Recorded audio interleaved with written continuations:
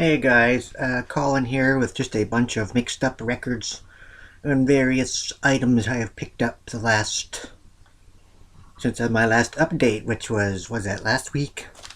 I can't even remember.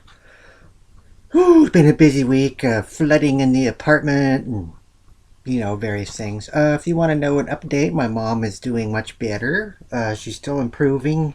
They haven't scheduled a surgery yet. They're waiting for her to gain some weight for that. And as far as my Uncle Bruce is, a few of you might know what's going on with him, but he was jumped downtown about a month ago when he was volunteering at a soup kitchen here, and some sort of altercation happened when he left, and he was very badly injured with a uh, traumatic brain injury. And he's been in the hospital about a month, and he's still recovering, but he's still in the hospital, and they're probably going to move him to a rehabilitation center someplace in Gardner, Kansas, I believe. But he's awake, he's up walking around, but he's not all there, and we don't know how much he's going to come out of his, I don't know what you call it, traumatic brain injury. You can just think of he's not fully there, but at least he's alive and up, walking around, wanting cigarettes, and he keeps telling people that he fell off of a horse. That's how he got injured, but that's not actually what happened, and that's still being investigated. And we'll get on to the records, and it's just a big mix-up of a bunch of different stuff. You know how I roll. just mixed up stuff. And the first one is the best of Etta James. And if you don't know who Etta James is, you might remember the song At Last. You can look that up, but she's a very good female soul vocalist.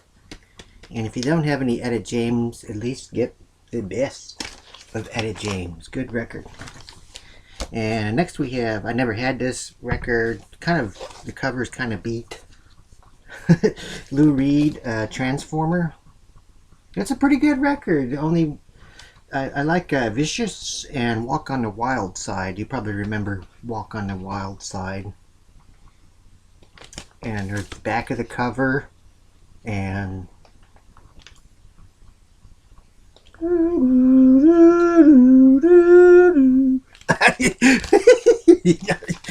that's the dirty part of this video. Oh, and this one's still in the shrink. The Psychedelic Lollipop Blues Magoos. This is a pretty good record. I had never heard it before, and I always seen this in really bad shape everywhere, but I finally found one that's really nice, and it's still in the shrink. The Psychedelic Lollipop Blues Magoos. And next we have some comedy. I think I already have this, but my cover's in worse shape than this one. And The Wonderful World of Jonathan Winters. Very funny man. Very funny, very funny, very, very funny indeed. And this one, Jody wanted this, so I got her this Jefferson Starship Blows Against the Empire, which I had never heard before. And it's from 1970, and it sounds very, if you listen to the Mamas and the Papas, this album sounds almost like the Mamas and the Papas, but it's Jefferson Starship, the Starship version of them. I tend to like the earlier Jefferson Airplane stuff better than when they started going into that in the 80s, where they switched to Starship, or they went away on a UFO or did something in the 80s. And then next we have another dirty cover, Tom Waits, Small Change. This is a good album.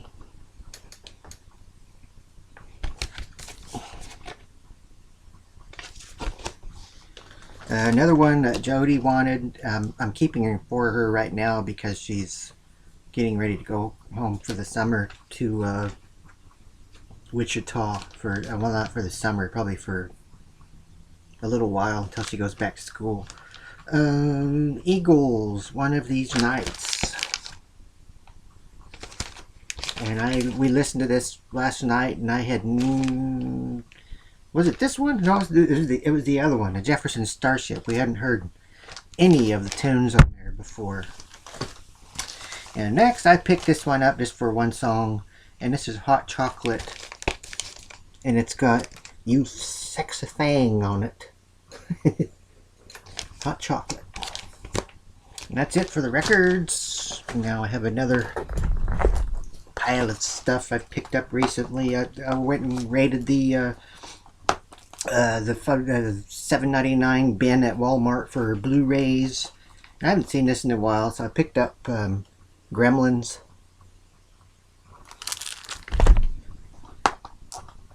Zombieland.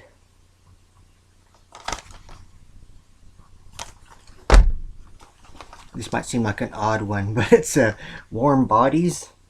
Usually I don't like these new horror type things with the pretty vampires, and this one has a pretty zombie in it.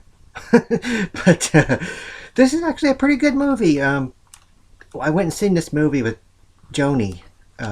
We went and seen this together, and we both liked it, so I just kind of picked it up for nostalgic purposes. And it is actually it's kind of a zombie comedy type thing, love story, weird stuff contained within. And next, I've been wanting to pick these up for a long time, and I got the first season of The Muppet Show, and it's got some cool guest stars on there and stuff. And if any of you like the Muppets, and the last movie, I used to watch this. I told the story before about with my uncle Bruce would watch Friday Fright Nights every Friday, and Topeka, and would pick up a Kansas City television station, and there'd be the guy come out in his Dracula costume, and he was actually, his real job was selling used cars, but on Friday nights he'd come out in a Dracula costume and he would introduce old scary movies. And it's where we watched all those, Frankenstein, Dracula, the Hammer movies, Creature from the Black Lagoon, that type of stuff. And the car. You remember the car, the big black car? It would shoot up out of the earth, and it was like a devil car or something, and it was running people over and running amok or whatever.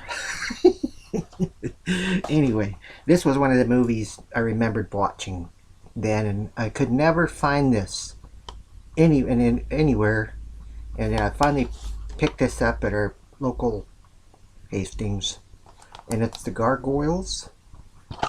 And I'm pretty sure this is from the 70s, since that's when we watched it. And it's all 70s-ish, and it's about these gargoyles that live in the caves, and they start terrorizing people because I can't remember, they accidentally run over one of the gargoyles or something, and the gargoyles go back and get his body, well, whatnot. Anyway, The Gargoyles. And now for some comic books. Have you the nerve to face the unexpected? Oh, who are you? Why do you want me? Why do you want me, you dirty bastard? Old 70s comic books. The Horrible Hero from... What do we got here? Another nerve. Have you the nerve to face the unexpected? Now lay me down to die. Oh. And lastly, a little book here. I found a 1972 Haskell Indian Leader. It's our old yearbook from the college where I work, and I just picked it up to see all these people dressing all 70s-ish in their bell bottoms and butterfly collars and whatnot. And it's kind of cool just looking at old stuff. And lastly, we have another little Mike Shane mystery pulp fiction-y type book, Weep for a Blonde. And she's definitely in some sort of trouble there, or something else going on. I don't know. Let's see, what shall we read? I'll just read this first page. Seamus in a spot. She was beautiful and she was blonde, which was just the way Mike Shane liked his women. 2 minutes before she had been very, very warm. Now she was very, very cold, and in fact, dead. Only one person had had the opportunity to commit the murder, and that person was a Seamus named Michael Shane. And that's that. I just popped on here for a bit and show you some new stuff, old stuff that's just all over the damn place, and it's piling up and falling down in the closet and calling over and out. Weirdos unite.